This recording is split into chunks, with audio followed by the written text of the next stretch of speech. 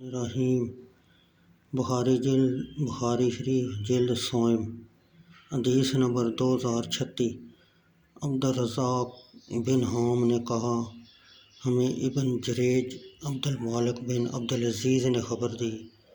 انہوں نے کہا، مجھے ابن شہاب محمد بن مسلم زہری نے حضرت سہیل بن سعد رضی اللہ تعالیٰ عنہ سے، جو قبیلہ بنی سعدہ میں سے ایک ہیں، خبر دی کہ ایک انصاری شخص عویمر نبی اکرم صلی اللہ علیہ وسلم کے پاس آیا اور عرض کیا کہ آپ مجھے اس آدمی کے متعلق خبر دیں جو کسی اجنبی مرد کو اپنی بیوی کے ساتھ پائے، کیا وہ اس کو قتل کر دے؟ پھر ان دونوں کا آپ صلی اللہ علیہ وسلم نے مسجد میں اعلان کیا، جبکہ میں وہاں حاضر تھا۔ باب نمبر 1153۔ جس نے مسجد میں فیصلہ کیا، حتیٰ کہ جب حد کا وقت آیا تو اس نے حکم دیا کہ اس کو مسجد سے باہر نکال کر اس پر حد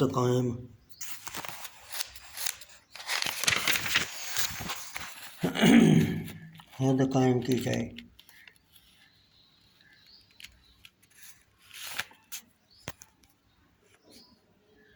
حضرت عمر فاروق رضی اللہ تعالیٰ عنہ نے فرمایا، اس کو یعنی جس پر حد واجب ہے مسجد سے نکال دو۔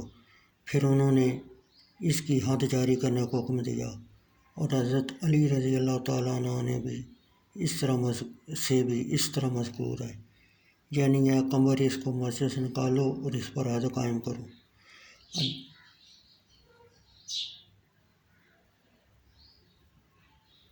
حدیث نمبر 2037۔ بخاری شریف جلد سوم۔ لیث بن سعد نے عقیل بن خالد ایلی سے، انہوں نے ابو سلمہ بن عبد الرحمن بن عوف اور سعد بن مسیب سے، ان دونوں نے حضرت ابو ہریرہ سے روایت کی۔ انہوں نے کہا، ایک شخص حضرت معاذ رسول اللہ صلی اللہ علیہ وسلم کے پاس آیا، حالانکہ حضور اقدس صلی اللہ علیہ وسلم مسجد میں تھے۔ معاذ نے آپ صلی اللہ علیہ وسلم کو بلند آواز سے پکارا، یا رسول اللہ صلی اللہ علیہ وسلم، میں نے زنا کی ہے۔ آپ نے اس سے چہرہ اقدس پھیر لیا۔ جب اس نے اپنے آپ پر 4 بار زنا کا اقرار کر لیا، آپ نے اسے فرمایا کہ کیا تو مجنون تو نہیں ہے؟ اس نے عرض کیا، جی نہیں۔ آپ نے فرمایا، اس کو مسجد سے لے جاؤ اور اس کو رجم کر دو، کیونکہ محسن تھا۔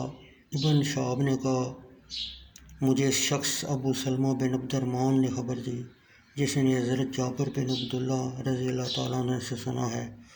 حضرت جابر رضی اللہ تعالیٰ عنہ نے کہا، میں ان لوگوں میں سے تھا جنہوں نے اس کو مصلی عیدگاہ میں رجم کیا۔ اس حدیث کی یونس بن یزید اور محمد بن راشد اور ابن جریج عبدالملک بن عبدالعزیز تینوں نے زہری سے، انہوں نے ابو سلمہ بن عبد الرحمن سے، انہوں نے حضرت جابر رضی اللہ تعالیٰ عنہ سے، انہوں نے نبی اکرم سے صلی اللہ علیہ وسلم سے رجم کے متعلق روایت کی۔